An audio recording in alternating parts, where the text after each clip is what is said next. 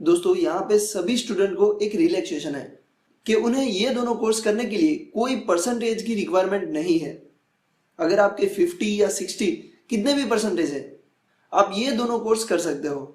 Basically CA में practical subject ज्यादा है, while in CS theoretical subject ज्यादा है। कई सब्जेक्ट्स दोनों में कॉमन है, पर अगर आप थियोरी में अच्छे हो तो मुझे लगता है आपको सीएस करना चाहिए, एंड अगर आप प्रैक्टिकल में तो आपको सीए करना चाहिए। दोनों ही 4.5 से 5 साल के कोर्स है।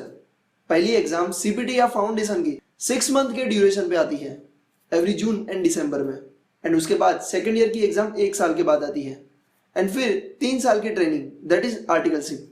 एंड अगर आप किसी भी एग्जाम में फेल होते हो तो आप उस एग्जाम को 6 मंथ के बाद फिर से दे सकते हो, जून या दिसंबर में। मैं नहीं चाहता कि मैं आपको सब्जेक्ट्स बता के आपका टाइम वेस्ट करूं, वो तो आपको गूगल पे भी मिल जाएंगे। सो हम काम की ही बातें करेंगे। एक और बात मैं बताना चाहूंगा कि आप सीए या सीएस के साथ साथ कॉलेज भी कर सकते हो।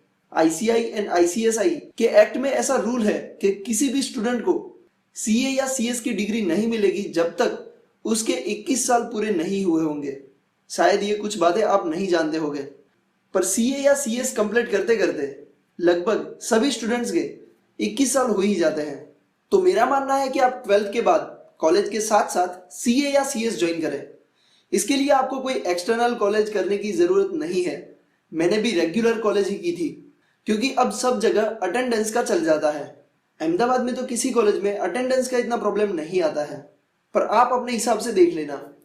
पर हाँ, आपको ये चीज जरूर ध्यान रखनी है कि आपको मॉर्निंग कॉलेज ही सिलेक्ट करनी है, क्योंकि अगर आपने नून कॉलेज की तो आईपीसीसी या एग्जीक्यूटिव के बाद आपके आर्टिकलशिप के टाइम से क्लैश होगी, तो आईसीआई और आईसीएसआई इसकी परमिशन नहीं देगी। सो मॉर्निंग कॉलेज ही सिलेक्ट करें। एंड अब बात करना चाहूंगा कि क्या आप सीए एंड सीएस एक साथ कर सकते हो? तो हाँ, आप दोनों एक साथ कर सकते हो, पर ऐसा रूल है कि अगर आप सीए की डिग्री पे काम करोगे तो आप किसी और डिग्री पे काम नहीं कर सकते। तो सीएस की डिग्री लेने का कोई फायदा नहीं है। सिर्फ डिग्री के नाम से अगर आपको लेना है तो आप कर सकते हो सीएस, बाकी अगर आप सीए कर रहे हो तो सीएस करने की कोई जरूरत नहीं है।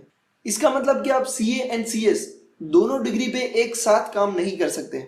अब लास्ट एंड बहुत इंपॉर्टेंट बात कि सैलरी क्या मिलती है या क्या काम करना होता है एक सीए या सीएस को। बेसिकली सीए के नाम से ही पता चल जाता है कि अकाउंटिंग का काम ज्यादा होगा। इसके साथ साथ direct tax and indirect tax का काम भी ज्यादा होता है, ऑडिट का काम भी होता है। ये सब काम अगर आप सीए बनने के बाद प्रैक्टिस करना चाहते हो तो कर सकते हो, वरना आप जॉब के लिए भी जा सकते हो। सीएस में भी ऐसा ही है, उसमें ज्यादा काम कंपनी फॉर्मेशन का होता है, मतलब कि कंपनी बनाने का एंड उसके रूल्स को फॉलो करना एटसेट्रा। उसमें भी आप जॉब के लिए जा सकते हो। अगर आप प्रैक्टिस करना चाहते हो तो आपको इंस्टीट्यूट से एक सर्टिफिकेट लेना पड़ता है, that is COP, certificate of practice. अब एक्सपेक्टेड सैलरी की बात करते हैं, तो मैं ये नहीं कहूंगा कि एक सीए 60 से 70 हजार कमा सकता है या एक सीएस भी 60 से 70 हजार रुपए कमा सकता है। ये टोटली आप पे डिपेंड करता है। पर अभी जो एवरेज सैलरी सीए की चल रही है वो लगभग 20 से 25 हजार होगी, एंड सीएस की 18 से 20 हजार। जी हाँ, अभी एवरेज सैलरी इतनी ही है। अगर आपका कोई फ्रेंड सीए या सीएस कर रहा है तो आप उनसे पूछ सकते हो, पर जैसे मैंने कहा कि ये आप पे डिपेंड करता है कि जॉब में या प्रैक्टिस में आप कितना अर्न कर सकते हो। लास्ट टाइम ही मेरे 2 फ्रेंड सीए हुए हैं।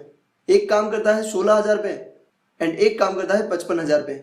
दोनों ही एक साथ सीए हुए, दोनों ही एक बार सीए फाइनल में फेल हुए, पर फिर भी दोनों की सैलरी डिफरेंट है।